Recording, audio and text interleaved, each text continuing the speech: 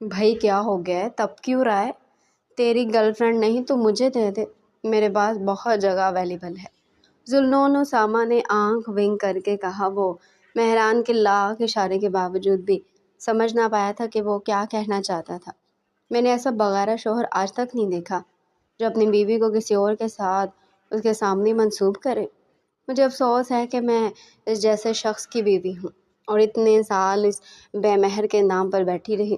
باربینا نے غصے سے سرخ ہوتے دان پیس کر مٹھیاں بیچتے ہوئے اس پر قہر بھری نگاہ ڈالتے کہا۔ اس کی بشتوں میں کہی بات وہ دونوں تو نہ سمجھ سکے، پر ان کے پاس سے گزرتا ہوا ان کا خاندانی بوڑھا ملازم فرقان سن کر سمجھتا حیرت اور ڈر سے ٹھٹک کر رک گیا، جس پر وہ اسے دیکھنے لگے۔ یقیناً وہ اس کی بات سمجھ گیا تھا۔ آخر ایسا بھی کیا کہہ دیا تھا اس نے کہ فرقان کے چہرے کی ہوائیاں اڑ گئی۔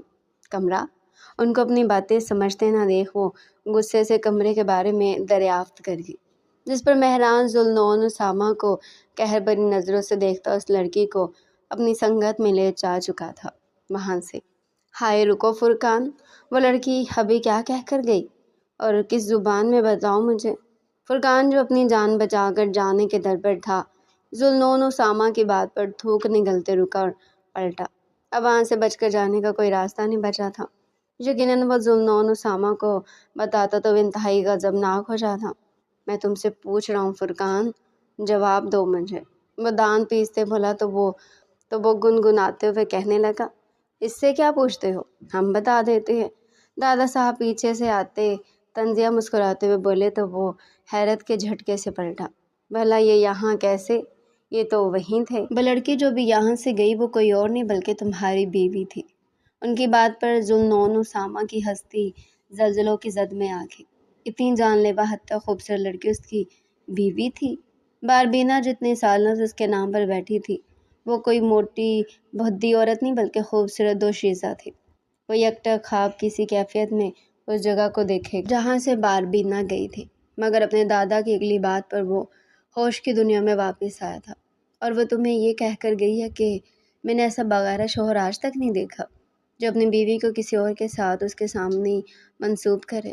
مجھے افسوس ہے کہ میں اس جیسے شخص کی بیوی ہوں اور اتنے سال اس بے مہر کے نام پر بیٹھی رہی۔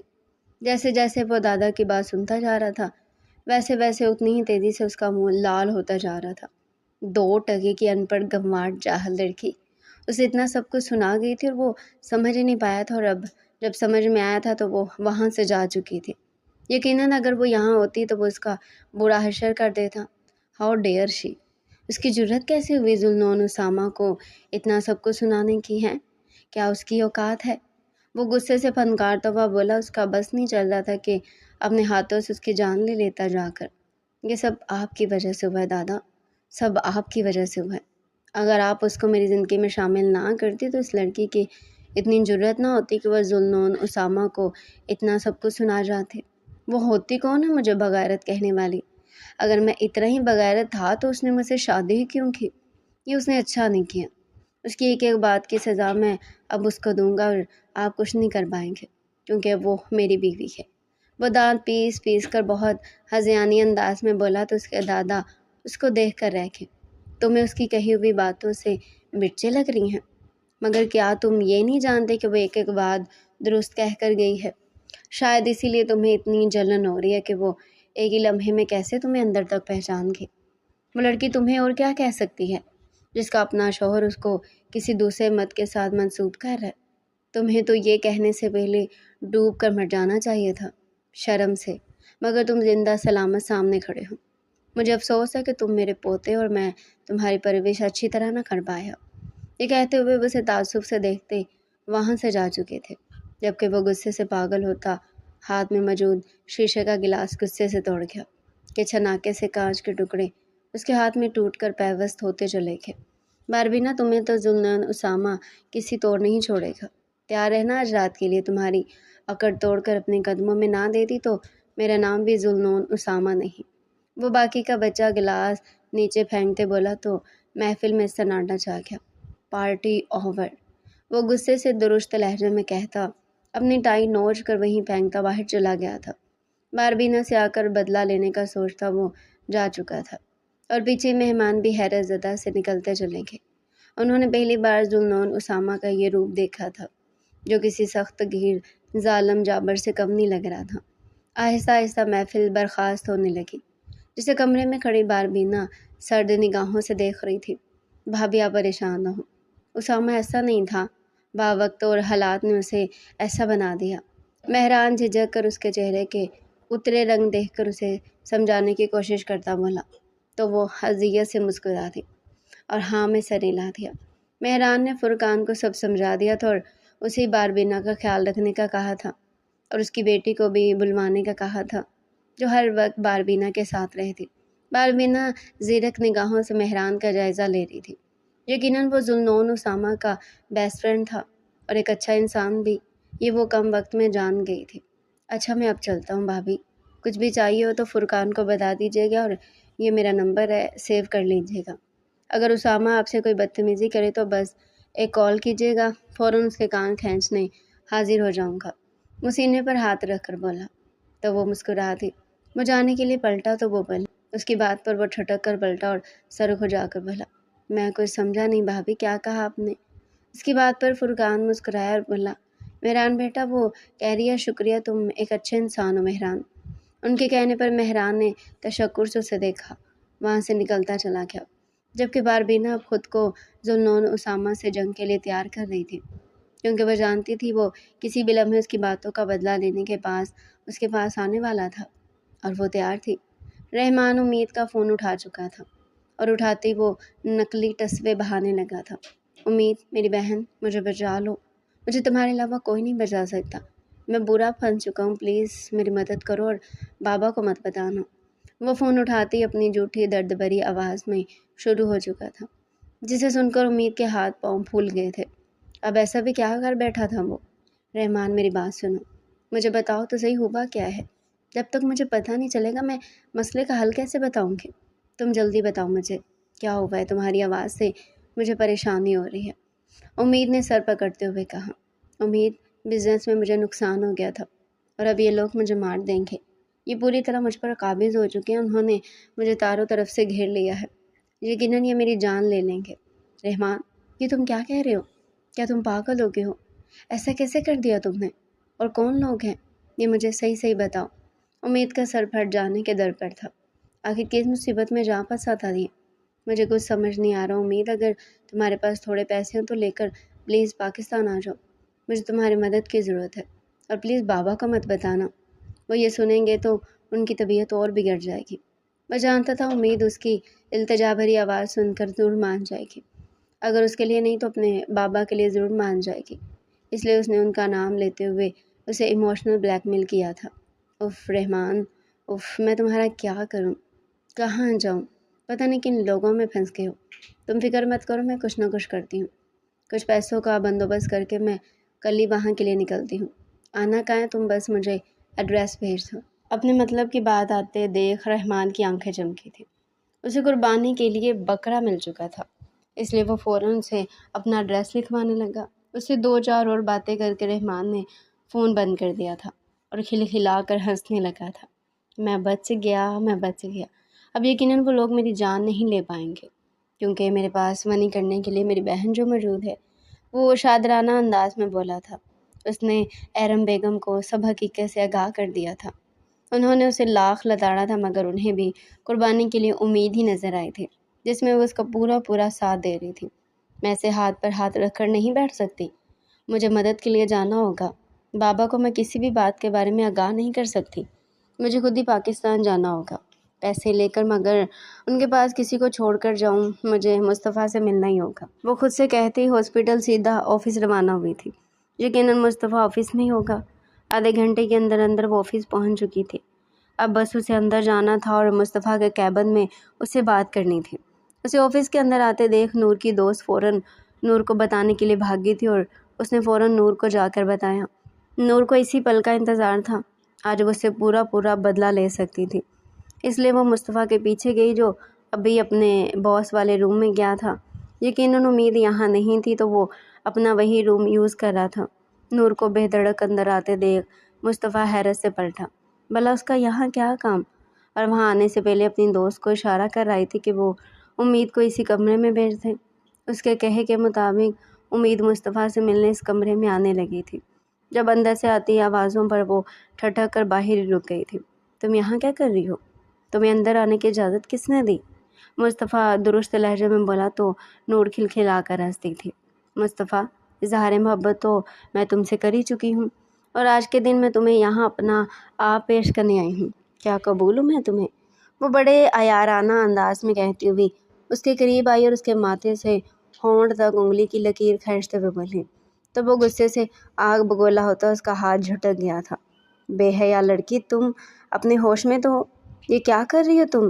اندازہ ہے تمہیں کیا حشر کر سکتا ہوں میں تمہارا؟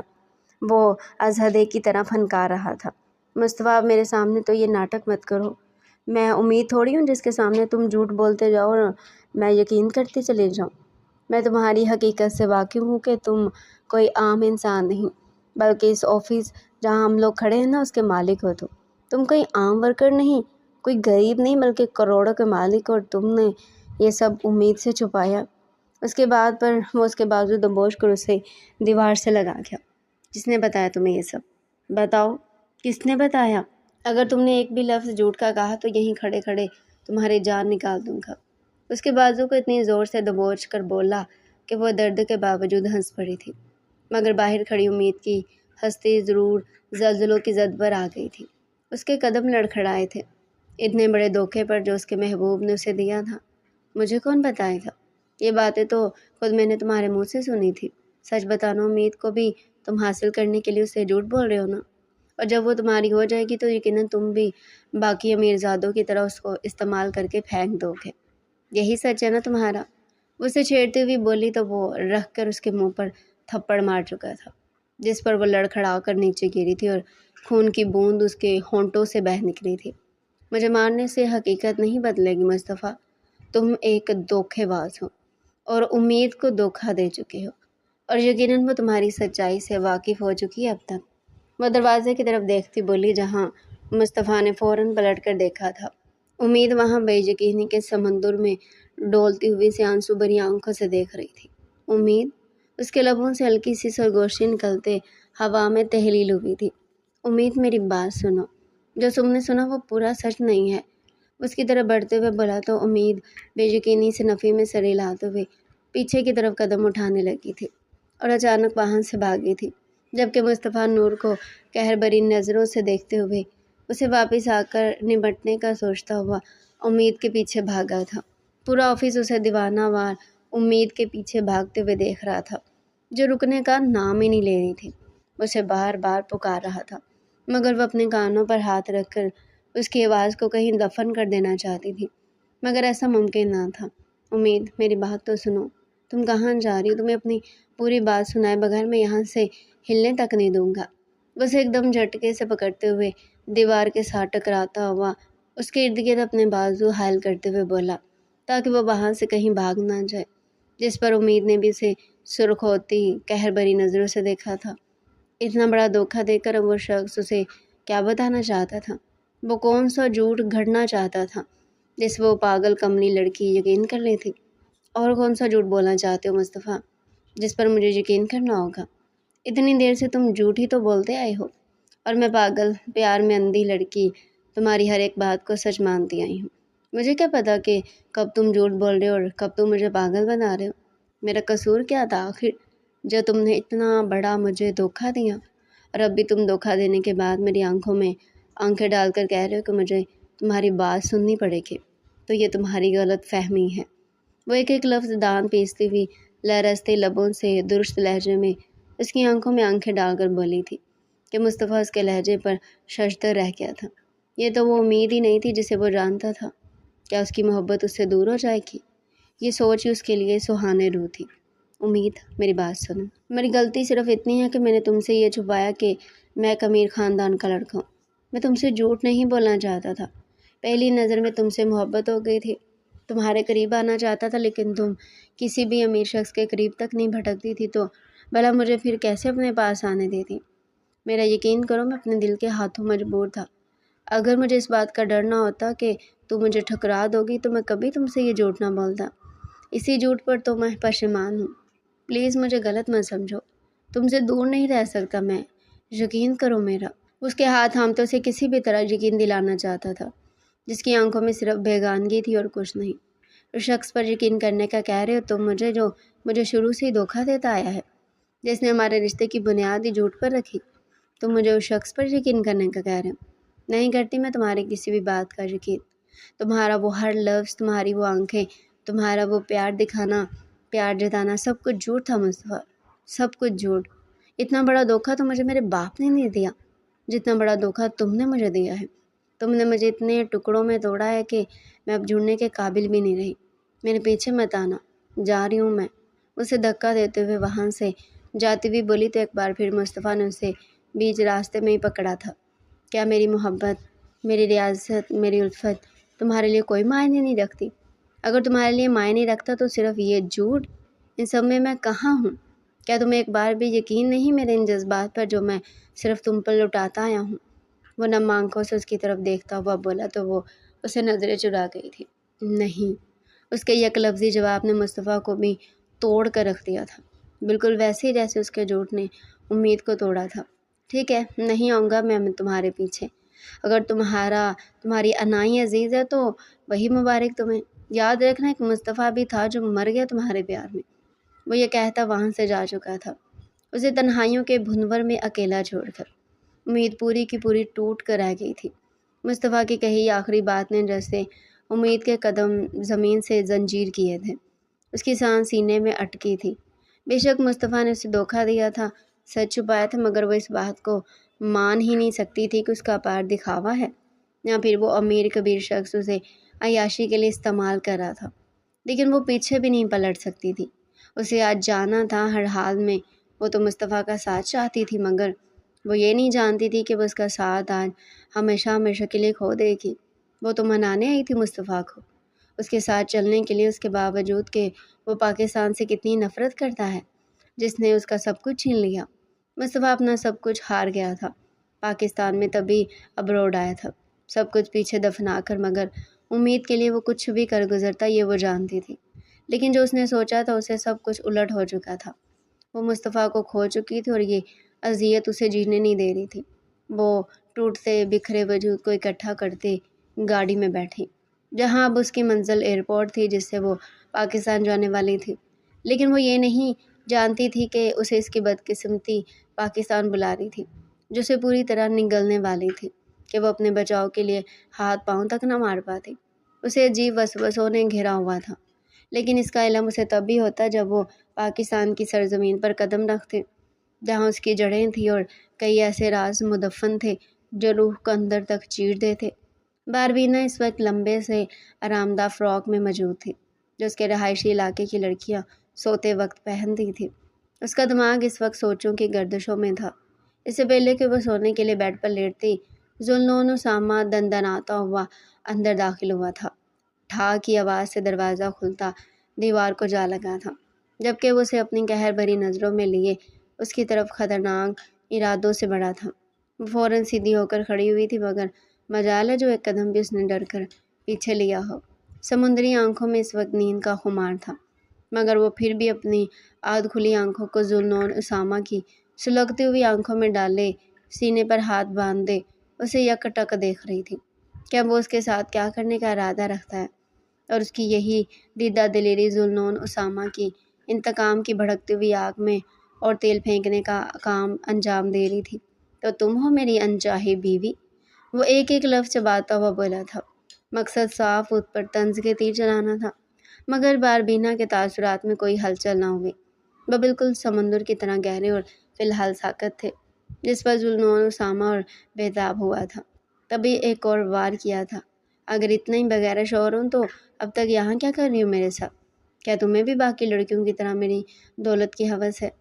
یقیناً یہی بات ہے، تم جیسی لوئر کلاس لڑکی نے اپنی زندگی میں اتنی دولت نہیں دیکھی ہوگی جو میرے پاس ہے، تبھی تو اپنا گھر چھوڑے یہاں میرے ٹکڑوں پر پلنے کے لیے آئی ہو، رائٹ؟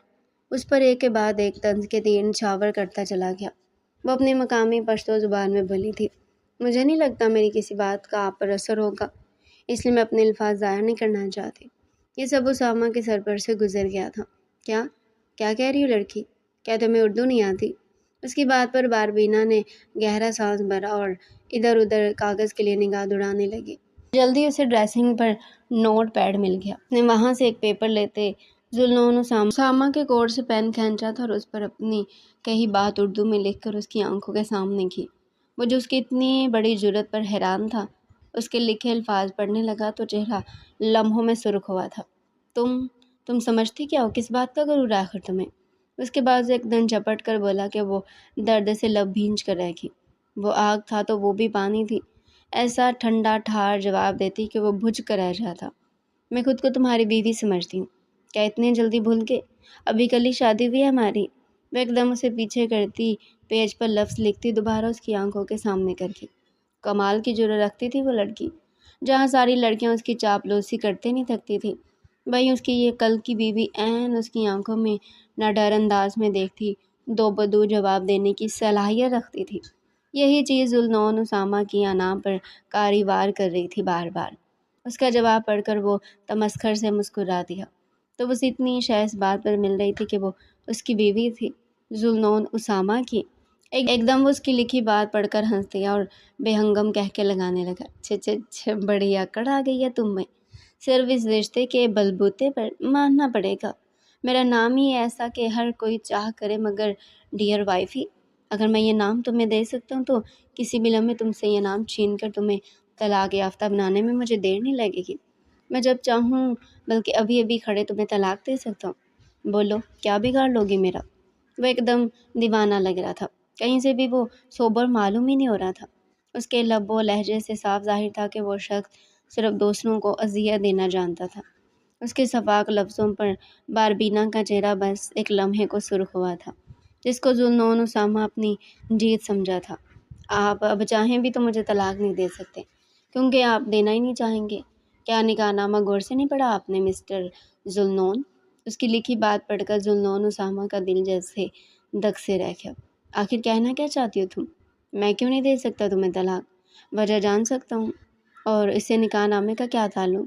اس کی بیتوکی بات پر باربینا اسے تعصب سے دیکھ سر ہلا کر رہ گئی اور دیکھتے ہی دیکھتے اس کے سامنے نکاح نامے کی کاپی لے آئی اور اس کی آنکھوں کے سامنے لہرائی، جسے وہ ناسمجھی سے تھام گیا اور اسے دیکھا جیسے اس کی بات کا مطلب، جس پر باربینا نے اسے اس تحریر پر انگلی رکھ کر پڑھنے کا کہا، جہاں صاف لکھا تھا اگر ذوالنون اسامہ نے 5 سال تک اگر باربینا کو طلاق دینے کی کوشش کی تو وہ اپنی پوری رضامندی سے اپنی پوری دولت، بزنس، گھر سب باربینا کے نام کرنا اس پر لازم ہو جائے گا۔ یہ کیا بکواس ہے؟ وہ نکاح نامے کو ہاتھ میں مروڑتا دہاڑا تھا۔ باربینا کے منہ پر، جس پر اب کی بار اس کے چہرے پر طنزیہ مسکراہٹ تھی۔ کیا ہوا ذوالنون اسامہ صاحب؟ کیا آپ نے نکاح نامہ پڑھ کر سائن نہیں کیا؟ اس کی بات پر وہ نکاح نامہ عین اس کی آنکھوں کے سامنے پھاڑ کر رہ گیا۔ کون کرے گا یقین تمہاری بات پر؟ نکاح نامہ مائی فٹ، وہ درست لہجے میں بولا۔ یہ نکاح نامے کی کاپی تھی۔ نکاح نامہ دادا کے پاس ہے، شاید آپ بھول گئے۔ اس کی آگ لگاتی بات پر اس کا سر گھوم کر رہ گیا تھا۔ اس لڑکی نے اسے 2 پل میں تگنی کا ناچ نچا کر رکھ دیا تھا۔ ہمارا رشتہ صرف کاغذی ہے سمجھی تم؟ نیچے دیکھ تو لیا ہوگا تم نے کتنی لڑکیوں سے میرے افیئرز ہیں۔ ہر کوئی لڑکیاں یوں میری باہوں میں گرنے کو تیار رہتی ہیں۔ وہ چٹکی بجاتا بولا تو باربینا نے کراہت سے اس سے منہ موڑ لیا تھا۔ وہ یہی بات ذوالنون اسامہ کو جلن کی بھٹی میں جھونک گئی تھی۔ اس کی اتنی ہمت ذوالنون اسامہ کو حقارت سے دیکھے۔ ذوالنون اسامہ نے سختی سے ہونٹ آپس میں پیوست کیے، چہرے پر بے انتہا کرختگی سجائے سرخ لال انگارہ آنکھیں لیے وہ باربینا کو دیکھ رہا تھا۔ باربینا بظاہر سپاٹ اور سنجیدہ چہرہ لیے اسے دیکھ رہی تھی، مگر ذوالنون اسامہ کے خطرناک انداز و اعتبار دیکھ کر اسے گھبراہٹ شروع ہو چکی تھی۔ تم بالکل ان لڑکیوں سے مختلف نہیں ہو۔ اگر ابھی تم سے سارے حق چھین لوں یا تم پر اپنی مہر ثبت کر دوں تو کہاں جاؤ گی؟ وہ دھیرے دھیرے بڑے گمگیر لہجے میں کہتا اس کے قریب ہونے لگا تھا۔ کیا کریں گے ذوالنون اسامہ صاحب میرے ساتھ؟ ماریں گے کیا مجھے، یا پھر زبردستی کریں گے میرے ساتھ؟ نہیں صاحب، آپ میرے ساتھ ایسا نہیں کر سکتے۔ آپ کے مطابق صرف ایک کاغذی رشتہ ہے ہمارے درمیان، یاد رہے، اور اس کاغذی رشتے کی بنیاد پر آپ میرے ساتھ زبردستی کا رشتہ نہیں بنا سکتے۔ میں کبھی بھی خود کو ہاتھ لگانے نہیں دوں گی جب تک اس رشتے میں محبت نہ ہو۔ وہ غصے سے کاغذ پر لفظ گھسیٹتی پیپر اس کے منہ پر مار گئی، جسے ذوالنون اسامہ نے دلچسپی سے پڑھا تھا۔ یہ تمہارا فیصلہ نہیں ہوگا ڈارلنگ، محبت تو کبھی ہمارے بیچ نہیں آئے گی، ہاں مگر طلب ضرور آئے گی۔ اتنی خوبصورت بیوی ہے میری، آخر اس کی خوبصورتی کس کام کی اگر شوہر کا دل ہی نہ لبھائے۔ وہ خباثت سے بولا تو باربینا کا دل کیا اس کا منہ نوچ لے۔ اتنے سال اس شخص سے محبت کی تھی جو محبت کے میم سے ہی واقف نہ تھا۔ میں ایک عام لاچار بے بس اور ڈرپوک عورت نہیں ہوں جس پر تم اپنی حاکمیت جما کر مجھے مجبور کر کے زبردستی اپنی مردانگی ظاہر کرو۔ بھول ہے تمہاری ذوالنون اسامہ کے کہ تمہیں دسترس پانے دوں گی خود پر۔ لکھتے لکھتے ہاتھ غصے سے کانپ رہے تھے اس کے۔ پل میں آپ سے تم پر آئی تھی وہ، یہ شخص تو عزت کے بھی قابل نہ تھا۔ باربینا لب کاٹتے ہوئے پہلی دفعہ اپنے قدم پیچھے لیتی ہوئی بولی تھی، کیونکہ ذوالنون اسامہ غصے سے اب اس کی طرف بڑھ رہا تھا۔ ذوالنون اسامہ نے آگے بڑھتے جھٹکے سے باربینا کے پیچھے ہونے سے پہلے اسے اپنے قریب کیا تو اس افتاد پر باربینا نے زوردار چیخ ماری تھی اور غصے سے ذوالنون اسامہ کو دیکھا جو بے انتہا سرخ چہرے کے ساتھ بے حد سلگتے اور بھڑکتے تاثرات لیے اس کے چہرے پر جھکا، یکدک اس کی آنکھوں میں دیکھ رہا تھا۔ چہرے پر سرخی چھائی ہوئی تھی، سفید رنگت کی وجہ سے گردن کی پھلی ہوئی رگیں صاف ظاہر ہو رہی تھی۔ لب بھینچے وہ اپنے غصے پر قابو پانے کی کوشش کر رہا تھا، کیونکہ یہ لڑکی بار بار اس کا صبر آزما رہی تھی اور نہ بولنے کے باوجود لکھ کر اپنے دل کی بڑھاس بڑے احسن طریقے سے ذوالنون اسامہ پر نکال رہی تھی جو اسے قطعی گوارا نہ تھا۔ باربینا کے ماتھے پر اب ہلکا ہلکا پسینہ آنا شروع ہو چکا تھا۔ بے شک باربینا بے انتہا بہادر تھی، ہمیشہ اکیلی رہی تھی۔ اپنے علاقے میں اسے سب سے مضبوط عورت کہا جاتا تھا کیونکہ وہ کسی سے نہیں ڈرتی تھی۔ تنہائی نے اسے پتھر دل بنا دیا تھا، مگر آج ایسی سچویشن سے اس کا پہلی دفعہ واسطہ پڑا تھا، کیونکہ سامنے تھا بھی اس کا محرم۔ دل میں ہلچل تو ہوئی تھی، ایک پل کے لیے کیوں نہ صحیح۔ جو بھی تھا وہ نکاح نامے پر دستخط کر کے جانے انجانے طور پر اپنے سارے حقوق ذوالنون اسامہ کے نام لکھوا چکی تھی، یہ جانتے ہوئے بھی کہ اس رشتے میں سامنے کھڑے شخص کی کوئی مرضی شامل نہیں، لیکن وہ ذیشان کے لیے اب کر گئی تھی جو اس کا سگا بیٹا بھی نہ تھا۔ وہ ایک پڑھی لکھی باشعور لڑکی تھی، مگر ذوالنون اسامہ اس بات سے ناواقف تھا۔ وہ جانتی تھی وہ اس بے بنیاد رشتے کو نہیں مانتا، لیکن اب وہ یہ سب کیوں کر رہا تھا؟ کیوں آ رہا تھا اس انچاہی بیوی کے قریب جسے اتنے سالوں سے بھول چکا تھا؟ مگر یہ رشتہ تو حقیقت میں تھا۔ ذوالنون اسامہ اس کا شوہر تھا جو اس پر پورا حق رکھتا تھا۔ ذوالنون اسامہ کی اچھڑتی نظر ہولے سے لرزتے باربینا کے وجود پر ہی تھی، جو ابھی تو اس کا ڈٹ کر مقابلہ کر رہی تھی، مگر اب اس کی ذرا سی قربت پر لرزش کا شکار تھی۔ مطلب اب اسے باربینا کی کمزوری مل چکی تھی۔ ذوالنون اسامہ کی قربت سے ڈرتی تھی وہ، یہ سوچ کر کے اس کے لبوں پر شاطرانہ مسکراہٹ آئی۔ باربینا گلابی چہرہ لیے بڑی مشکل سے اس کی آنکھوں میں آنکھیں ڈالے کھڑی تھی تاکہ وہ اسے کمزور نہ سمجھے۔ اس کے ابھی بھی دو بدو چیلنجنگ طریقے سے اس کی آنکھوں میں دیکھنے پر ذوالنون اسامہ اس کے چہرے پر جھکا تو باربینا نے جلدی سے اپنی آنکھیں بند کر لی تھی۔ ذوالنون اسامہ نے اپنی انگلی باربینا کے ہونٹوں پر ٹریس کرنا شروع کی، ادھر سے باربینا کی گردن پر ٹریس کرتے ہوئے اس کے دل کے مقام پر لایا تو باربینا نے کانپتے ہوئے سسکی لی تھی۔ وہ لاکھ ناز ڈر سے ہی مگر اپنے مجازی خدا ذوالنون اسامہ کی اس حرکت پر اس کے اعصاب بری طرح منتشر ہوئے تھے۔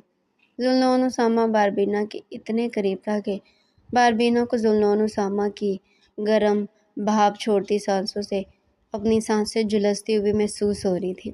ذوالنون اسامہ باربینا کے سسکنے پر کانپنے پر مسکرایا تھا۔ ذوالنون اسامہ نے جھک کر باربینا کی بیوٹی بون پر شدت سے اپنے دانت گاڑے تو باربینا تڑپ اٹھی تھی۔ اس کا پہلا لمس ہی باربینا کے لیے اذیت ناک تھا۔ وہ آگے کیسے جھیلتی اس ظالم جابر شخص کو جو کہنے کو اس کا شوہر تھا؟ باربینا نے اپنی سمندر سرخ بہتی آنکھوں سے ذوالنون اسامہ کو دیکھا اور ایک دم جھٹکے سے پیچھے دھکا دیا تھا جو اس اچانک افتاد پر لڑکھڑایا تھا۔ باربینا نے نفرت سے اپنی آنکھیں پھیری تھی اور اس جگہ سے صاف کرنے لگی جسے وہ لمس مٹانا چاہتی ہو۔ اسے ذوالنون اسامہ کا لمس بے انتہا تکلیف دے رہا تھا۔ اسے فی الحال اپنے مقابل کھڑے شخص سے شدید نفرت محسوس ہو رہی تھی، کیونکہ وہ خود کو اس زبردستی کے رشتے کے لیے تیار نہیں کر پا رہی تھی۔ اسے یہ جانور جیسا سلوک نہیں چاہیے تھا۔ وہ سوچ بھی نہیں سکتی تھی کہ کبھی کوئی اسے اس کی مرضی کے بغیر ایسے چھوئے گا، اور وہ شخص آج ذوالنون اسامہ ٹھہرا تھا۔ ملیحہ کی تدفین ہو چکی تھی، اس بات کو ہفتہ گزر چکا تھا۔ حویلی کے لوگ رحمان کو بھوکے بھیڑیوں کی طرح ڈھونڈ رہے تھے۔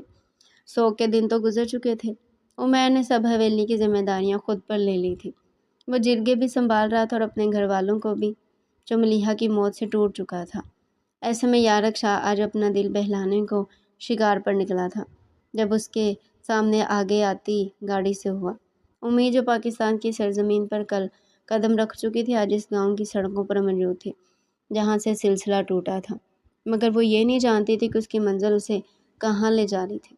ٹیکسی میں بیٹھی وہ آنکھیں بند کیے مصطفیٰ کی سوچوں میں ڈوبی تھی، جب گاڑی جھٹکے سے رکی۔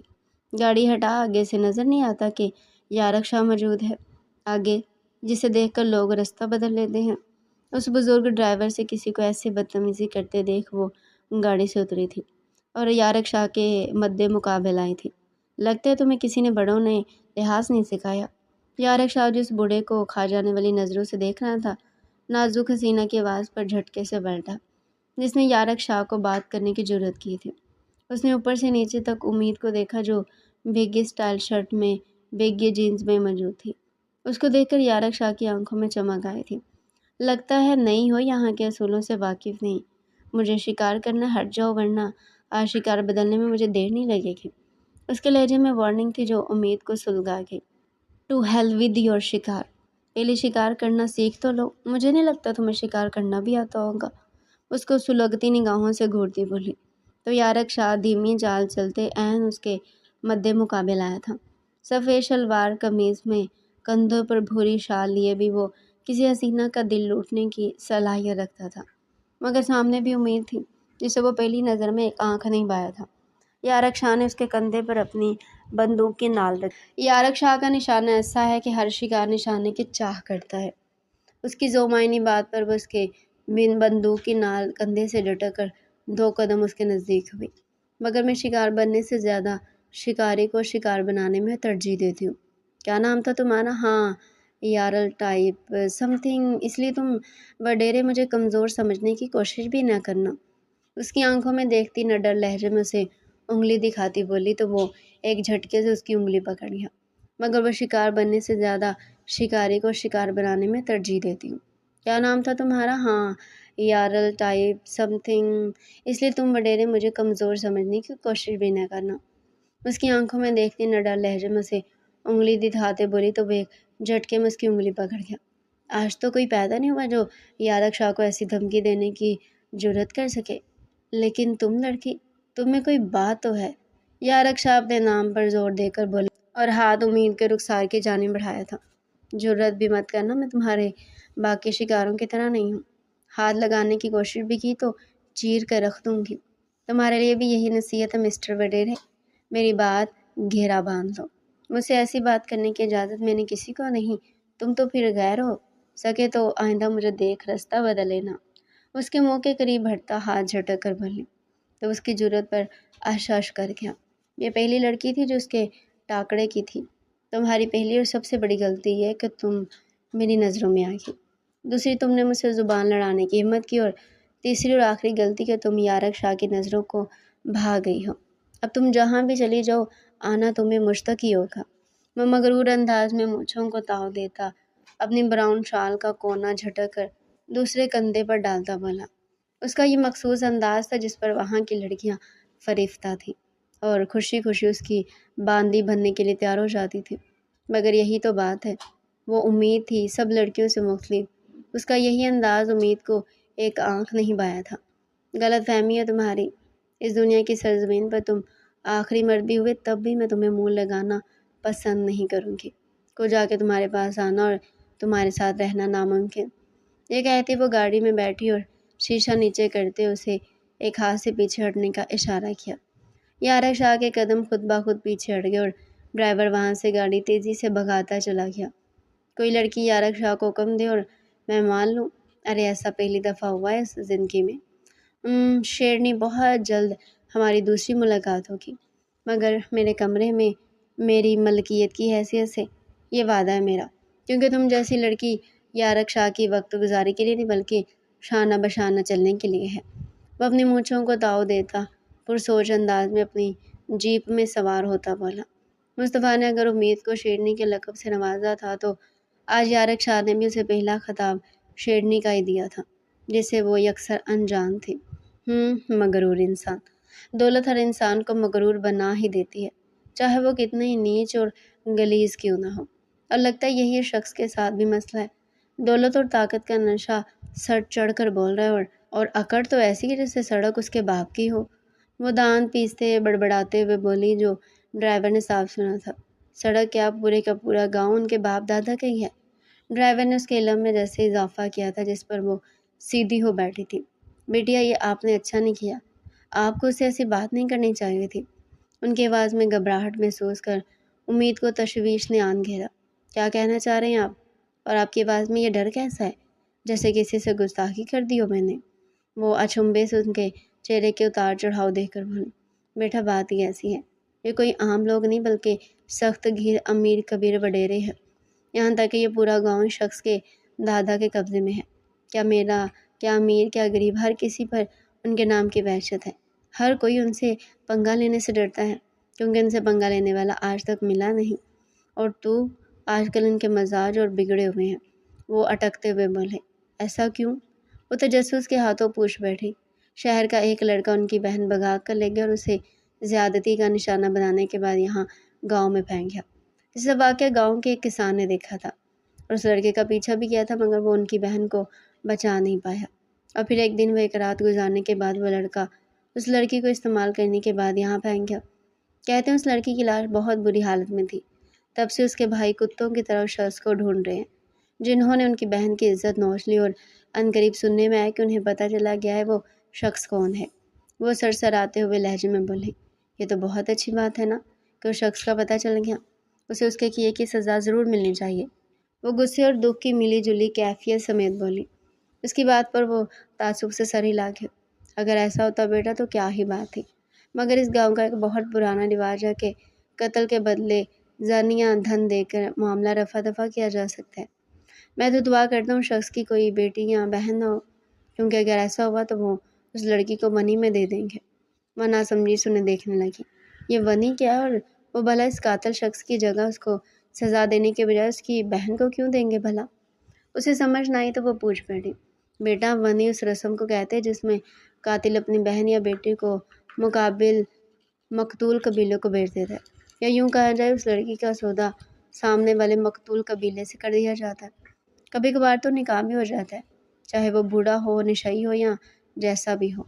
اس معصوم لڑکی کا مقدر ان کے خاندان میں ظلم سہتے گزرنا پڑتا ہے۔ کئی لوگ اچھے بھی ہوتے ہیں جو لڑکی کو نکاح میں لے لیتے ہیں، مگر زیادہ تر لڑکیاں بغیر نکاح کے ہی جاتی ہیں، اور پھر ان کی عزت بھی وہ محفوظ نہیں رہتی۔ یہ بات سن کر امید کے رونگٹے کھڑے ہو گئے تھے۔ کیسی کبھی رسم و رواج تھے اس کے گاؤں کے، ضرور یہ لوگ پست ذہنیت کے ہوں گے جنہیں بیٹی جیسی نعمت کی قدر کرنا نہیں آتی۔ وہ گاؤں میں ایک پست گھر کے سامنے پہنچ گئی تھی۔ آخر رحمان نے اسے یہاں کیوں بلایا تھا؟ وہ تو شہر میں تھا، پھر اسے یہاں رکوانے کا مقصد اسے سمجھ نہیں آیا تھا۔ وہ اس پست گھر کو دیکھنے لگی اور اپنا بیگ لا کر اندر رکھا اور آگے والے حالات کے بارے میں سوچنے لگی۔ رحمان اسے یہاں ملنے آنے والا تھا، پر یہاں کیوں، یہ بات اس کی سمجھ سے باہر تھی۔ اس کی سوچیں الجھتی جا رہی تھی۔ مہران جو ابھی اندر داخل ہوا تھا گھر کے جانا کو دیکھ کر اس کے قریب چلا آیا، جو معمول کے مطابق کچھ کھانے میں مصروف تھی۔ کیا کھا رہی ہو؟ وہ اچانک پیچھے سے نمودار ہوتے بولا اور یہ لگا تھا جانا کو گوتا۔ اہو اہو اہو، وہ لگاتار کھانسنے لگی، تو مہران نے بھاگ کر اسے پانی کا گلاس پیا تھا جو وہ نم آنکھوں سے پی گئی، اور بڑے خطرناک طریقے سے اسے دیکھنے لگے۔ یہ کیا طریقہ ہے کسی کو ڈرانے کا؟ وہ پھاڑ کھانے والے لہجے میں بولی۔ ارے میں تو بس تمہیں یہاں دیکھ کر آ گیا، سوچا میں بھی تم سے اپنے لیے کھانا نکلوا لوں۔ وہ میز پر دونوں ہاتھوں سے ٹیک لگاتے بولا، جہنم میں جائیں، میں شکل سے آپ کو ملازمت نظر آ رہی ہوں جو مجھے کھانا ڈالنے کا کہہ رہے ہیں۔ وہ انگلی سے اپنے منہ کی طرف اشارہ کرتے بولی تو وہ سیدھا ہو کر اس کا منہ نہایت غور سے دیکھنے لگا، جس پر وہ ایک دم پیچھے ہوئی۔ کیا دیکھ رہے ہیں آپ؟ وہ اٹکتے ہوئے بولی۔ اس کی گہری نظریں اکثر جانا کے اوسان خطا کر دیا کرتی تھی۔ یہیں کہ تمہاری شکل ملازمت سے کتنی ملتی ہے، पहले तो वो नासमझी से देखने लगी, मगर जैसी बात समझ में आई उसका मीटर घुमा था और वह इधर उधर कोई चीज़ उसे मारने के लिए देखने लगी थी और बेलना नज़र में आते ही हाथ बढ़ाया। जैसी वो पलटी मेहरान गधे के सिर से सींग की तरह गायब हो चुका था। अब कहाँ गए आप? आइए, अच्छी तरह खाने से तवाज़ु करूँ आपकी। वो खाली किचन देखती चीखते हुए बेलना हवा में लहराती बोली और गुस्से से बेलना पटक गई, क्योंकि जिसके लिए उठाया था वो तो भाग ही गया था। अच्छा तो फिर कमरे में दे जाओ, इन कोमल हाथों से बनाया है तो फिर खिला भी जाना। वो एकदम दोबारा पीछे से नमूदार होता उसका हाथ हल्के से छूकर दोबारा गायब हुआ था, क्योंकि वह वाकई बेलना गुस्से से उस पर फेंक चुकी थी। मगर अफसोस वो दीवार से टकराता ज़मीन पर गिर चुका था और वह बस हाथ मलते रह गए। जुल्नोन सामा ने बेलने का मुंह दबोच कर उसका रुख अपनी तरफ किया था। क्या हुआ बीवी? मेरा पहला लम्स पसंद ही आया? चलो कोई बात नहीं, ज़िंदगी पड़ी है तुम्हारे पास, जितनी जल्दी में शिद्दतों की आदत डाल लोगी उतना ही तुम्हारे लिए अच्छा होगा, क्योंकि अनचाही सही मगर हो तो तुम मेरी नाम नेहाद बीवी ही ना। जुल्नोन सामा बारबीना का मुंह दबोचे गुर्राया था। तुम छोड़ो मुझे, तुम्हें कोई हक नहीं यूँ मेरे साथ जानवरों जैसा सलूक करने का। होंगी मैं तुम्हारी बीवी मगर पहले मैं इंसान हूँ और शायद तुम भी। इंसानों के हकूक़ तो पूरे कर लो पहले, फिर अपना भी हक ले लेना। बारबीना मचलते हुए अपने दोनों हाथों से खुद को छुड़वाते हुए बामुश्किल अपनी ज़ुबान में बोली थी, मगर जुल्नोन सामा को खुद से दूर न कर सके, जो अभी भी उसके मुंह को अपनी आहनी गिरफ्त में दबोचे हुए था। जुल्नोन सामा बारबीना के मचलने पर मुस्कुराया था, क्योंकि उसकी ज़ुबान में की गई बात समझा जो नहीं था। अगर समझ आता तो शायद फट पड़ता। जुल्नोन सामा ने एक ही झटके में बारबीना को छोड़ा तो दर्द की शिद्दत से बारबीना की आंखों में आंसू आए थे। बारबीना के खूबसूरत सफ़ेद बर्फ़ जैसे गालों पर जुल्नोन उसामा की उंगलियों के निशान थे, क्योंकि जुल्नोन उसामा ने बहुत सख्ती से अपनी उंगलियां नैना के गालों पर पैवस्त की थी। बारबीना खामोशी से बैठी खुद के आंसुओं पर कंट्रोल करते सिसकियां ले रही थी, मगर वह यूं नाजुक और कमज़ोर नहीं बन सकती थी। उसके सामने तभी उठी और अपनी की गई आखिरी बात पेपर पर लिखते उसके मुंह पर मारा। जाए पढ़कर जुल्नोन उसामा का चेहरा तौहीन से सुर्ख हुआ था। वह फिर उसके करीब आते उसे सख्त आहनी गिरफ्त में ले गया। इससे पहले कि उस पर झुकता आंखें मलता हुआ ज़ीशान शोर सुनकर वहाँ दाखिल हुआ था और बड़ी हैरत से इन दोनों को देखने लगा। रहमान जो उम्मीद के आने के 2 दिन बाद घर से उम्मीद को मिलने निकला था, अपना चेहरा ढककर रास्ते में ही यारक शाह के बंदे उसे उठवा चुके थे। ए कौन हो तुम? छोड़ो मुझे। कहाँ ना मैंने, छोड़ो मुझे। रहमान का दोस्त ये मंजर देख चुका था, तभी एरम बेगम को लेने भागा और थोड़ी ही देर में उसे मार पीट कर बुरी हालत कर चुके थे वो लोग। जिरगा बैठ चुका था, जबकि यारक शाह उसे खा जाने वाली निगाहों से देख रहा था। वो अपना ज़ब्त खोता अचानक उठा और उस पर पल पड़ा। रहमान लाख चिल्लाया मगर उसने एक न सुनी और उसे धनक कर रख दिया। उमैर ने उसे बामुश्किल काबू किया। छोड़ो मुझे लाले, जान ले लूँगा मैं उसकी, ये मेरे हाथों ही मरेगा। उसकी हिम्मत कैसे हुई मेरी बहन को छूने की? वो किसी जालिम की तरह उसकी जान निकालने के दर पर था। हट जाइए पीछे, अभी फैसला करने के लिए हम मौजूद हैं। उनके बड़े वहाँ मौजूद नहीं थे, काम के सिलसिले में बाहर गए थे, तभी सिर्फ जिरगे के बाकी लोग मौजूद थे वहाँ। उनकी बात पर न चाहते हुए भी यारक शाह को पीछे होना पड़ा था, क्योंकि जिरगे का एहतराम करना वहाँ मौजूद हर शख्स पर लाजिम था, जिसमें बदकिस्मती से वो भी शामिल था।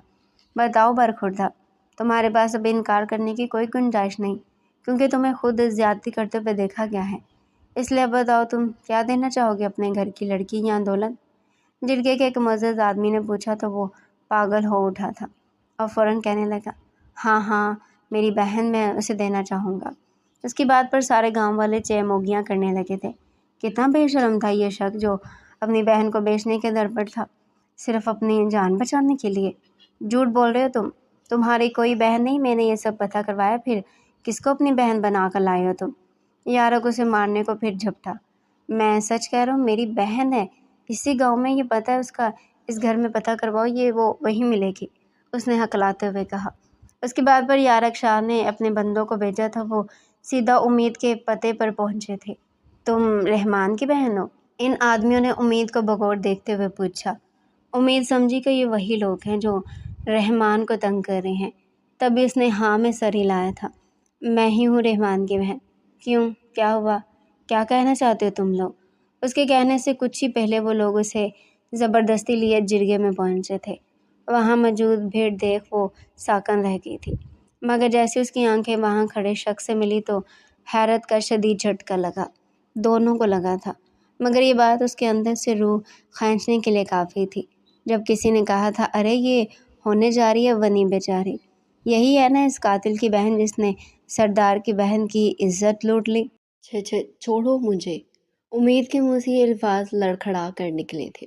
جو سب وہاں چل رہا تھا وہ سمجھنا نہیں چاہتی تھی۔ اس نے دعا کی کہ کاش اس کی سماعت بحری ہو جاتی۔ امید مجھے بچا لو، یہ مجھے مار دیں گے۔ تمہیں کچھ نہیں کرنا ہوگا، بس تمہیں کچھ دیر کے لیے ان کی حویلی میں رہنا پڑے گا اور پھر میں تمہیں یہاں سے نکال لوں گا۔ اور چٹاخ چٹاخ ایک ساتھ امید نے اپنا ہاتھ اٹھاتے رحمان کے چہرے پر 2 تھپڑ دھر دیے تھے، رکھ کر اس کے ساتھ ساتھ پورا مجمع بھی ساکت ہو گیا تھا۔ گاؤں والے سب بے یقینی سے یہ منظر دیکھ رہے تھے، جہاں ایک بہن نے بھرے چوراہے میں بنی ہونے پر اپنے بھائی کا منہ تھپڑوں سے لال کر دیا تھا۔ امید، وہ بے یقینی سے بولا، تو تم ہو وہ درندے جس نے ایک معصوم لڑکی کے ساتھ نہ صرف زیادتی کی بلکہ اس کا منہ بند کرنے کے لیے تم نے اس کی جان تک لے لی۔ تف ہے رحمان تم پر، تف۔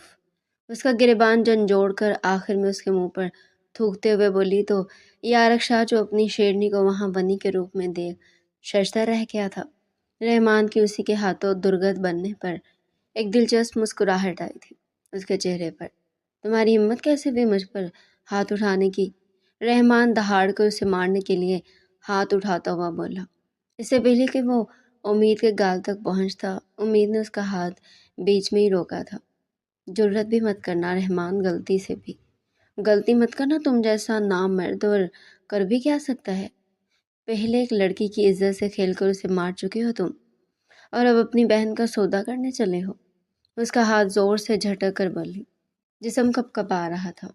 آنسو تھے کہ لاکھ روکنے کے باوجود بے لگام ہوتے بہتے جا رہے تھے۔ اس کی بات پر رحمان نے حیرت اور ڈر سے اسے دیکھا۔ بھلا اسے کیسے پتہ لگا ونی کا اور اس سودے بازی کا؟ حیرت سے نکل آؤ بزدل انسان، تم ایک نامرد ہو جو اپنے کیے گناہوں کے بدلے مجھے جہنم کی آگ میں جھونکنا چاہتا ہے تاکہ تمہارے کیے گئے گناہوں کی سزا میں بھگتوں۔ سب جانتی ہوں میں ونی رسم کیا ہے اور کیوں تم مجھے ان کے یہاں بیچنا چاہتے ہو۔ تو سن لو تم بھی کان کھول کے کہ نہ ہی میں تمہاری سگی بہن ہوں اور نہ ہی تمہیں کوئی حق ہے کہ کسی اور سے میرا سودا کر سکو۔ اسے انگلی دکھا کر وارن کرتی واپس پلٹ رہی تھی جانے کے لیے جب یارق شاہ کے لوگوں نے اسے قبضے میں لیا تھا۔ امید، تم نہیں جا سکتی، فیصلہ ہو چکا ہے۔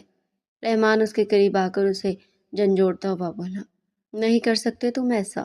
وہ گررائی تھی، میں ایسا کر چکا ہوں اور تمہیں بھی یہ سب ماننا پڑے گا۔ اگر تم نے بابا کی زندگی چاہتی ہو تو اگر بابا کو بھنک بھی لگی تو وہ مر جائیں گے، یہ اچھی طرح جانتی ہو نا تم۔ اس سے پہلے کہ میں بابا کو بتاؤں حامی بھر لوں۔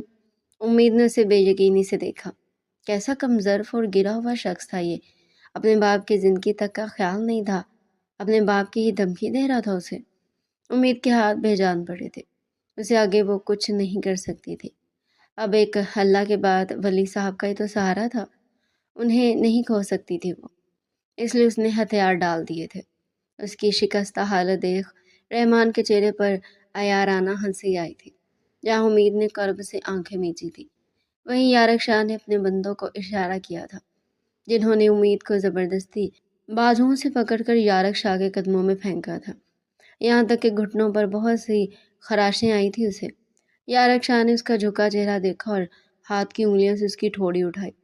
اس کے قدموں میں بیٹھی اپنی لہو لہو ہوتی آنکھوں سے اسے ہی دیکھ رہے تھے۔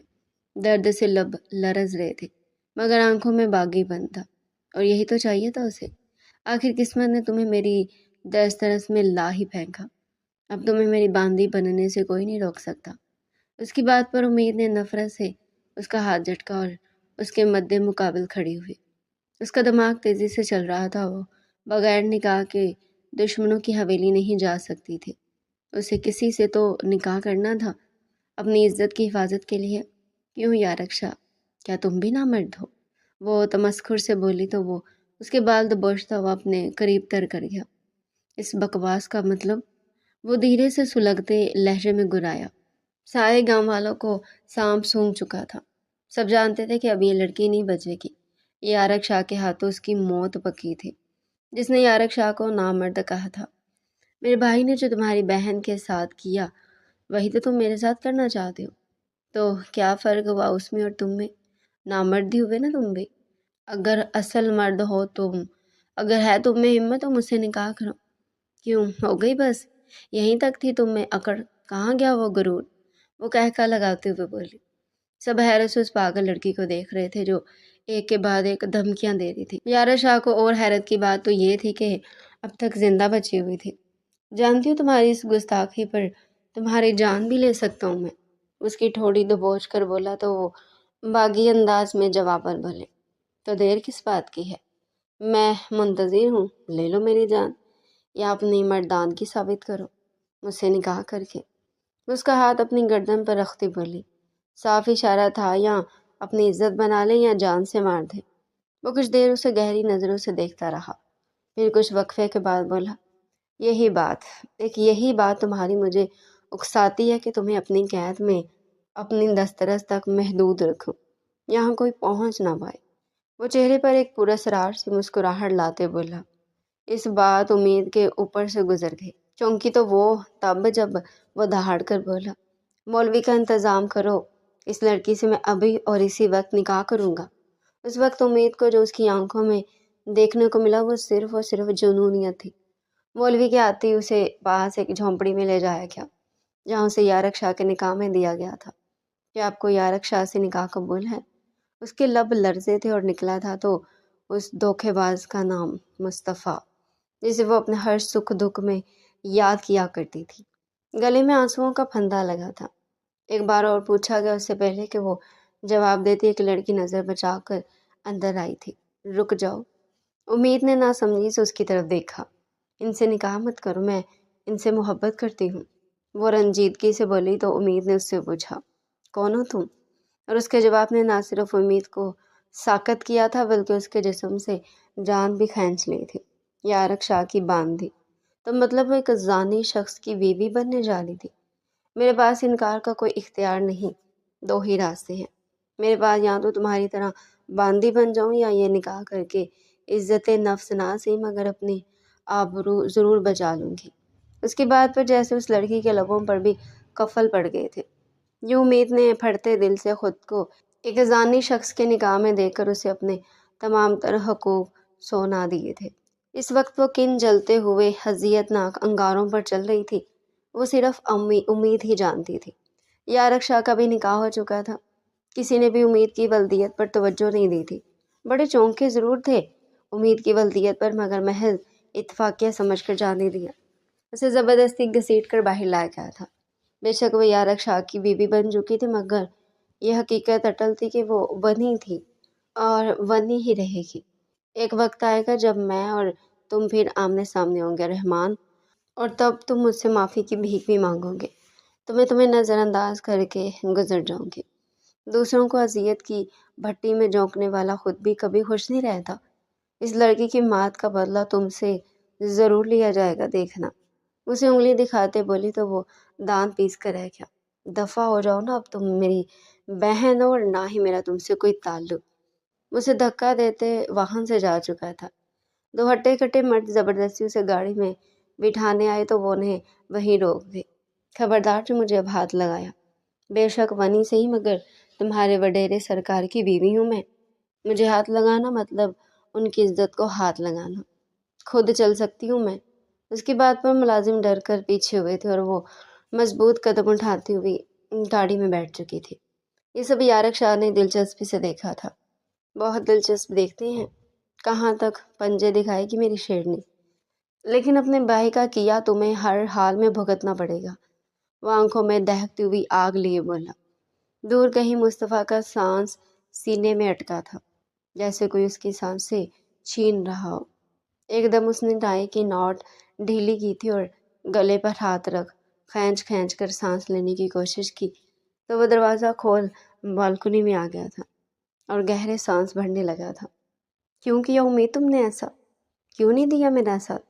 کیوں مجھ پر یقین نہیں کیا؟ کیا اب میں تمہارے اعتبار کے قابل بھی نہیں رہا؟ کہنے کو تو تمہیں وہیں چھوڑ آیا، مگر میرے دل سے پوچھو کتنا تڑپا تھا میں جب تمہاری نظروں میں بے اعتباری دیکھی تھی میں نے۔ اور دیکھو، جہاں تمہیں دیکھے بغیر ایک دن نہیں گزرتا تھا، اب 3 دن گزر چکے ہیں جن میں میں پل پل جی رہا ہوں، پل پل مر رہا ہوں، اور تم ہو کہ میں زندہ بھی ہوں یا نہیں، پلٹ کر یہ تک نہیں دیکھا تم نے۔ مصطفیٰ نے کرب سے آنکھیں میچتے سوچا۔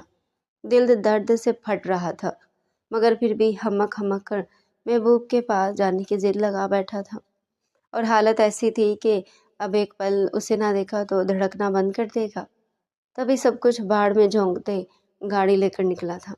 نہیں امید، میں اس آگ میں نہیں سلگ سکتا، میں ولید انکل سے بات کر کے رہوں گا۔ میں تم ان لوگوں کے لیے قربانیاں دیتے در پہ در نہیں دیکھ سکتا۔ اس کی اجازت میں نہ تمہیں دے سکتا ہوں اور نہ ہی تمہیں خود سے جدا ہونے کی۔ تم میری محبت ہو، جسے مصطفیٰ کبھی دکھوں کی نظر نہیں ہونے دے سکتا۔ اس نے اسٹیئرنگ گھماتے خود سے کہا تھا، مگر وہ یہ جاننے سے انجان تھا کہ اس کی محبت ہمیشہ ہمیشہ کے لیے دکھوں کی نظر ہو چکی تھی، اور اسے پہنچنے میں دیر ہو گئی تھی۔ اس نے ان کے گھر بیل بجائی، 12 بجائی، مگر دروازے کو نہ کھلنا تھا نہ کھلا۔ پریشانی کے تحت اس نے ساتھ مس تھامس کا دروازہ کھڑکھڑایا، جو اسے رات کے اس پہر دیکھ حیران ہوئی تھی۔ مصطفیٰ، تم یہاں کیا کر رہے ہو؟ مس تھامسن، یہ لوگ کہاں ہیں؟ دروازہ کیوں بند ہے؟ وہ پریشانی سے اپنے ساکت ہوتے دل کے اندیشے نظر انداز کرتا پوچھ بیٹھا۔ کیا تم نہیں جانتا کہ اس رات مسٹر ولید کا طبیعت خراب ہو گیا تھا؟ امید نے تمہارا بہت بار فون ٹرائی کیا، مگر تم نے فون کو نہیں اٹھایا۔ ہم کو تو لگا تھا تم باہر چلا گیا ہے، اس لیے تم مدد کو نہیں آیا۔ بہت برا حالت تھا امید کا اس رات، ہم بہت مشکل سے مسٹر ولید کو ہسپتال لے کر گیا تھا۔ ان کا حالت اب بھی بہت خراب ہے، ڈاکٹر نے ان کو انڈر آبزرویشن رکھا ہے۔ اس کی باتیں سنتے مصطفیٰ کے پیروں تلے سے زمین نکل گئی تھی۔ تو کیا امید اس دن اس لیے اسے بار بار فون کر رہی تھی؟ مگر وہ غصے میں اسے نظر انداز کر گیا تھا۔ یہ اسے کتنی بڑی غلطی ہو گئی تھی۔ یہ کیا کر بیٹھا تھا وہ؟ ہاسپٹل کا پتہ بتا دیں، کہاں ہیں وہ لوگ اب؟ وہ کپ کپاتے ہوئے بولا۔ مس تھامسن نے اسے ہاسپٹل کا پتہ بتایا، لیکن پریشانی سے یہ بھی بول اٹھی تھی، وہ مسٹر ولی تو ہاسپٹل ہیں، مگر امید نہیں، وہ بچہ کہیں چلا گیا ہے۔ اسے کسی ضروری کام سے جانا تھا، کب لوٹے گا نہیں پتہ، لیکن جاتے ہوئے وہ ہم کو مسٹر ولید کا خیال رکھنے کو کہہ کر گیا۔ بہت پریشانی میں تھا بچہ، پتہ نہیں کن مصیبت کا شکار ہو چکا ہے۔ کیا تم بھی نہیں جانتا وہ کہاں ہے؟ اب کی بار وہ مصطفیٰ سے بولی تو مصطفیٰ پر گھڑوں پانی گر گیا تھا۔ وہ یہی نہیں جانتا تھا کہ اس کی محبت کس حال میں تھی اور کہاں تھی۔ آخر ایسی کیا پریشانی تھی جو اسے ولی صاحب کو چھوڑ کر جانا پڑا؟ وہ تو ولی صاحب پر جان چھڑکتی تھی، کبھی انہیں چھوڑ کر نہیں جا سکتی تھی، پھر اس حالت میں کہاں چلی گئی تھی؟ وہ ایسی کون سی مشکل آن پڑی تھی کہ اسے جانا پڑا؟ باہر کہاں ڈھونڈتا وہ اسے؟ وہ پاگلوں کی طرح ان کی باتوں کا جواب دے کر ہاسپٹل کی طرف بھاگا تھا کہ شاید وہاں سے اسے کوئی کلیو مل جاتا امید کا۔ اپنی محبت کو کھونے کا احساس سے شدت سے ہوا تھا، جس کی جان نکالنے کے در پر تھا۔ ذیشان کو کمرے میں ساکت کھڑا دیکھ ذوالنون اسامہ نے بالبینہ کو جھٹکے سے چھوڑا تھا اور اس کے پاس ہوتا ہوا نکلتا چلا گیا تھا، جبکہ وہ اپنی حالت پر اور سامنے کھڑے ذیشان کو دیکھ کر پشیمانی کا شکار تھی۔ بالبینہ نے اسے ہاتھ کے اشارے سے اندر آنے کا کہا اور فوراً اپنے آنسو رگڑ کر صاف کیے تھے۔ ذیشان کے ذہن میں جو پہلا خیال بالبینہ کو دیکھ کر آیا تھا وہ باربی تھا۔ تم یہاں؟ وہ محض اٹک کر بس اتنا ہی بولی تھی، کیونکہ اسے اردو اتنی آتی ہی نہیں تھی، بس لکھنا جانتی تھی۔ آپ دونوں کا شور ہی بہت تھا کہ میں سو نہیں پایا، وہ اپنی نیم و آنکھوں کو کھولتے ہوئے بمشکل بولا تھا۔ اس کی آنکھوں میں ابھی تک نیند کا خمار تھا، مگر وہ دلچسپی سے بالبینہ کو دیکھ رہا تھا، جبکہ اس کی بات پر بالبینہ پر گھڑوں پانی گر گیا تھا۔ اس کا مطلب اس بچے نے ان کی ساری تلخ کلامی سنی تھی۔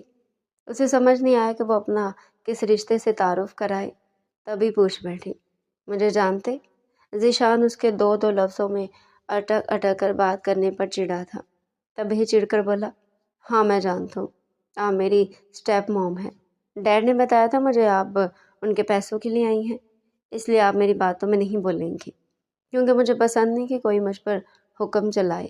وہ چھوٹا بچہ بڑوں کی طرح ماتھے پر بل ڈالے ناک سکیڑ کر بولا، سمجھے آپ؟ یہ کہہ کر اسے وہ غصے سے وہاں سے جا چکا تھا، جبکہ اس کی کئی باتوں پر باربینا کا چہرہ سفید پڑ گیا تھا اور دل دھک سے رہ گیا تھا۔ تو کیا باپ بیٹا دونوں ہی اس کو اپنانا نہیں چاہتے تھے؟ تو اس گھر میں اس کی جگہ کہاں تھی؟ نہیں، وہ اتنی جلدی ہمت نہیں ہار سکتی تھی۔ اس کو کسی بھی صورت ذیشان کے دل میں جگہ بنانی ہی تھی اور اس پر عمل کرنے کا وہ سوچ چکی تھی۔ ذوالنون و ساما، تم میری دسترس میں نہ سہی اب تو چاہ بھی نہیں رہی، مگر ذیشان کو میں اپنی سگی اولاد کی طرح چاہوں گی، اسے کبھی تمہاری پرچھائی نہیں بننے دوں گی، یہ وعدہ ہے میرا۔ وہ خود سے دل میں عہد کرتے بولی۔ ہمدان، تم گھر میں کب ذکر کرو گے؟ آخر کیا ہم محبت کرتے ہیں ایک دوسرے سے؟ مجھے ڈر ہے ہماری محبت کو کسی کی نظر نہ لگ جائے، جانا نے ہمدان کے سامنے بیٹھتے ہوئے کہا، جس کی بنائی ہوئی کافی سے لطف اندوز ہو رہا تھا۔ کچھ نہیں ہوگا جانا، تم بیکار میں ڈر رہی ہو، اور ہماری شادی اتنی جلدی کرے گا کون؟ ابھی تو میں جاب لیس ہوں، اس طرح تو چاچو بھی مجھے تمہارا ہاتھ نہیں دیں گے۔ اسے چھیڑتے ہوئے بات مذاق میں اڑا گیا۔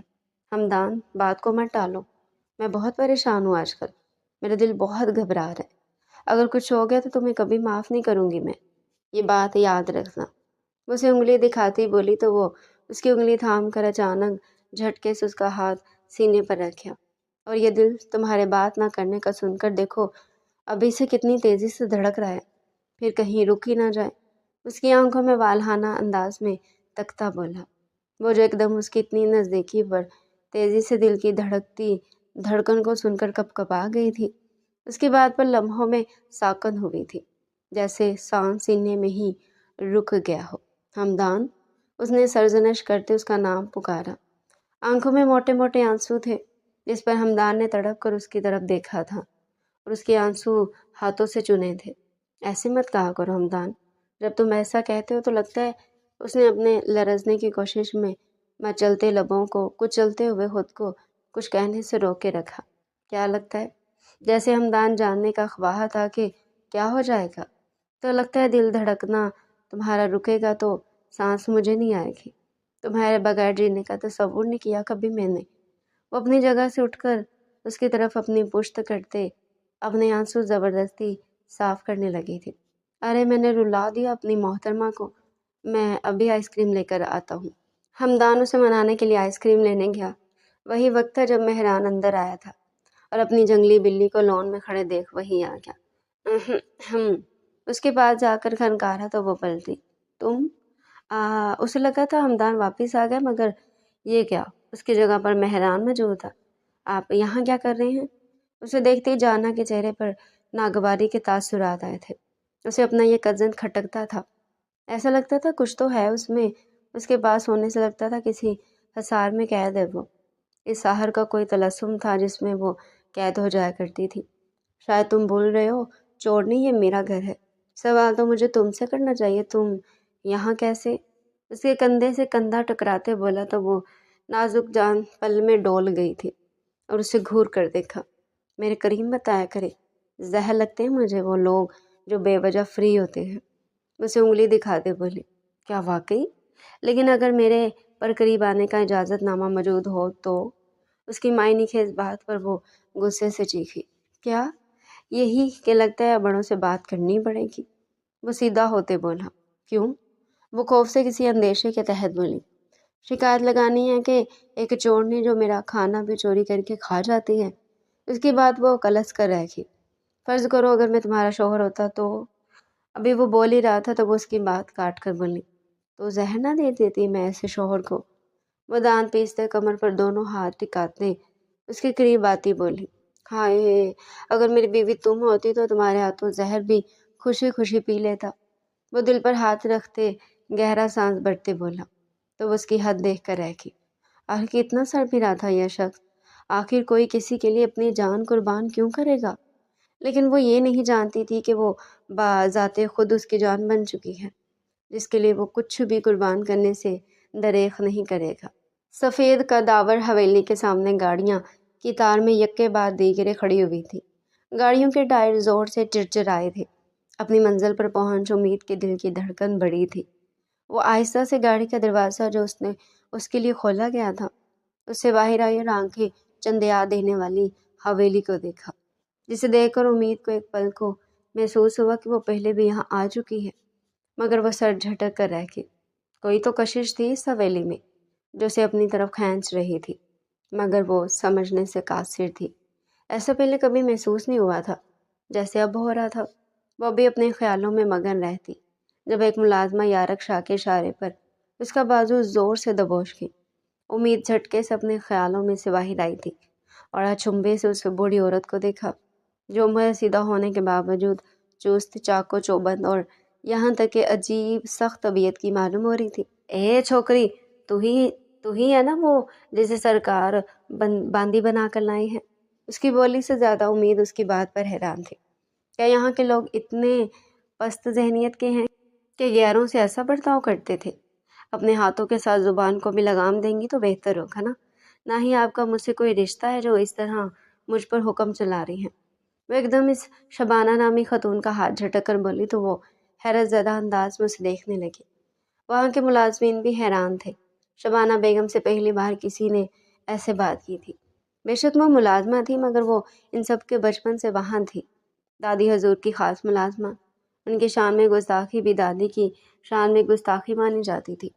उसके इस तरह झटकने पर वो बुरी तरह पीछोताब खाती रही।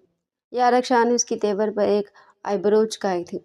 शबाना बेगम को इशारा किया था, जिन्होंने उम्मीद के समझने से पहले उसे गद्दी से पकड़ा और अंदर घसीटती हुई ले गई और जाकर नजमा बेगम यानी कि यहाँ की दादी हजूर के कदमों में ला फेंका था।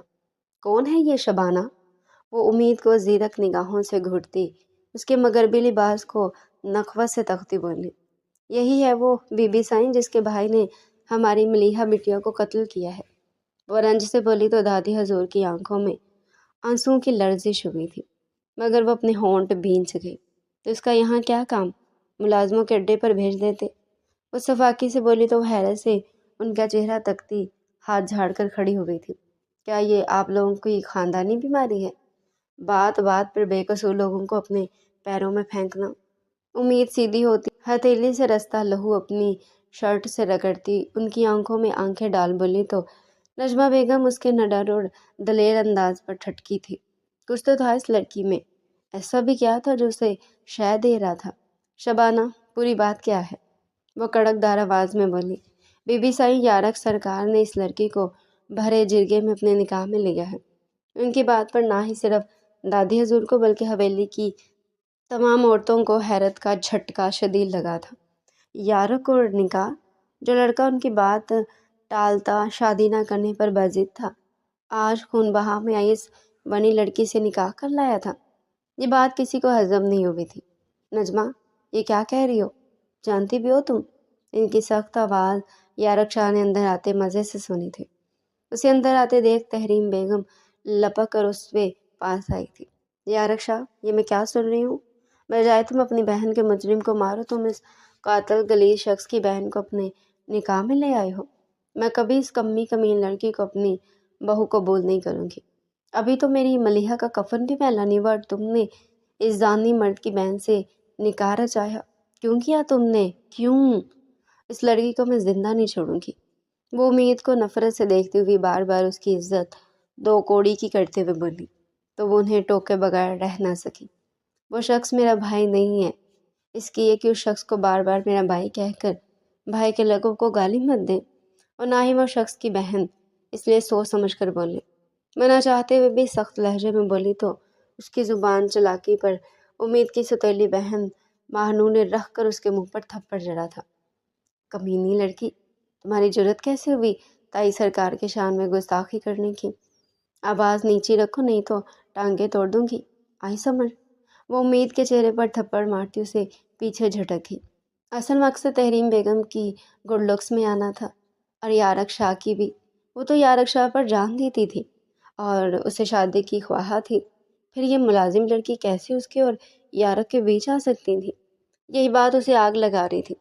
उम्मीद तो अचानक अपने से छोटी लड़की से पड़ने वाले थप्पड़ पर हैरान थी, मगर उसकी बकवास सुन वो दांत पीस कर रह गई और बाल झटकते उसे अपने पास खींचते अपने सीधे हाथ का करारा थप्पड़ लगाकर उसके गाल पर मारा था।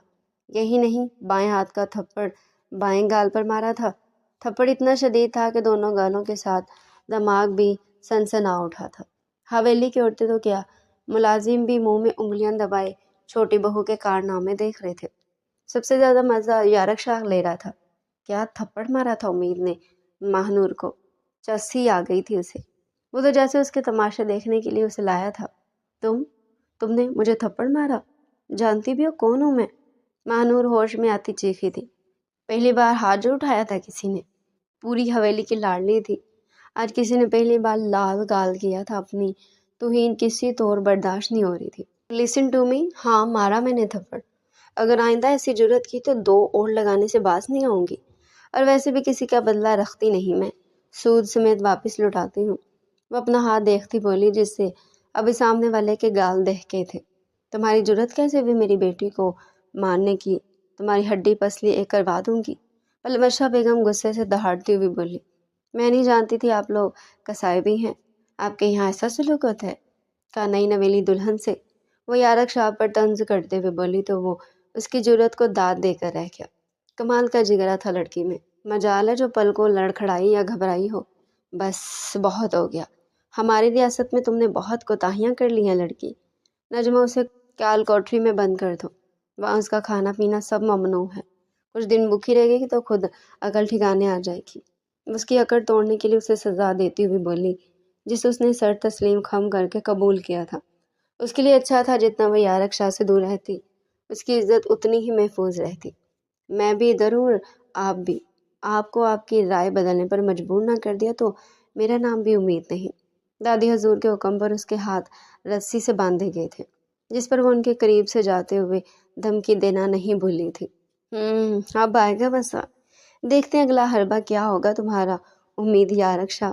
وہ دلچسپی سے سجاتا دیکھ سوچ کر بولا، صبح بڑی مشکل سے تیار کیا تھا باربینا نے اپنے آپ کو، اور نیچے آئی تھی۔ دادا جان کو میز پر دیکھ اسے کچھ حوصلہ ہوا تھا، جبکہ ذوالنون و ساما نے اسے دیکھنا بھی گوارا نہیں کیا تھا، جبکہ اس کے برعکس ذیشان اس کی موجودگی سے چونکا ضرور تھا۔ آؤ بیٹھو بیٹا۔ اس کی بات پر وہ کرسی کھینچ بیٹھ گئی۔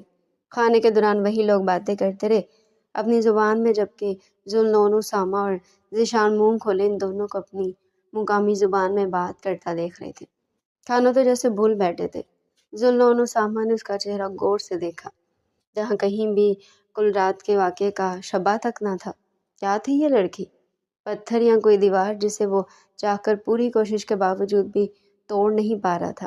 ذوالنون، تم آج خواجہ انڈسٹریز کی پارٹی پر جا رہے ہو تو باربینا کو ساتھ لے کر جانا، کیونکہ اب تم شادی شدہ ہو، تمہیں زیب نہیں دیتا غیر لڑکیوں کو اپنی پارٹیز منتخب کرنا۔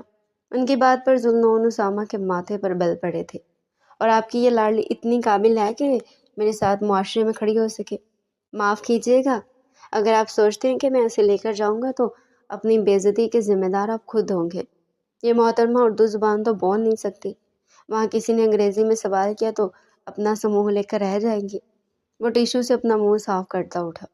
ذوالنون، تمیز سے بات کرو، تم جانتے بھی ہو۔ وہ اس کو گرجتے ہوئے آگاہ کرنے لگی، جب وہ بیچ میں ان کی بات کاٹ کر بولا، جانتا ہوں یہ میری بیوی، اور یہ بات تو میں آپ کی چہیتی کو بھی رات اچھے طریقے سے سمجھا چکا ہوں۔ اس کے لیے جو ڈریس بھیجوں وہ پہن کر اسے تیار رکھیے گا، شام کو لے جاؤں گا ساتھ اسے۔ وہ دادا سے ہی مخاطب ہوتا بولا، مگر جانے سے پہلے اچانک پلٹ کر اسے دیکھا۔ تم اگر مجھے میرے بھیجے گئے لباس کے علاوہ کسی اور ملنگوں والے لباس میں نظر آئی تو اچھا نہیں ہوگا۔ اس کے مقامی لباس پر طنز کرتا وہاں سے جا چکا تھا، جبکہ باربینا اپنے ہونٹ کچل کر رہ گئی تھی، کیونکہ وہ جانتی تھی کہ وہ اسے اپنی طرح کے لوگوں میں لے جا کر ایک بار پھر بڑی محفل میں بری طرح بے عزت کرنے کا ارادہ رکھتا تھا۔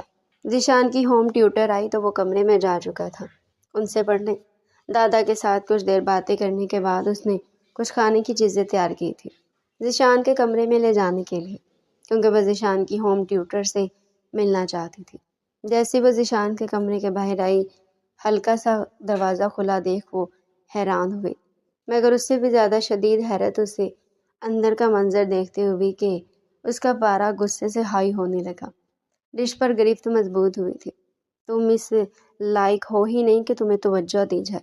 تمہاری ماں بھی لگتا ہے اسی لیے مر گئی چھوڑ کر، تمہیں اور تمہارا باپ بھی۔ اس لیے تمہارے ساتھ وقت گزارنا نہیں پسند کرتا، کیونکہ تم نہایت برے اور منحوس بچے ہو۔ ذیشان کی ٹیچر اس کا بازو اپنے ناخنوں سے دبوچ کر دوسرے ہاتھ سے اس کے بال کھینچتی بولی۔ اسے زیادہ بار بینا سے دیکھا نہ گیا تو وہ جھٹکے سے دروازہ کھولتی اندر داخل ہوتی چیخی تھی، یہ کیا ہو رہا ہے؟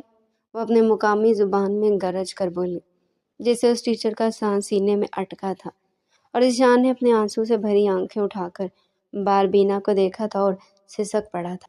ڈیئر ریڈر، اس کا نیکسٹ پارٹ اگلی آنے والی ویڈیو میں پیش کیا جائے گا۔ چینل کو سبسکرائب کریں، ویڈیو کو لائک کریں، تاکہ جب نیکسٹ پارٹ آئے تو اس کا نوٹیفیکیشن آپ لوگوں کو سب سے پہلے ملے۔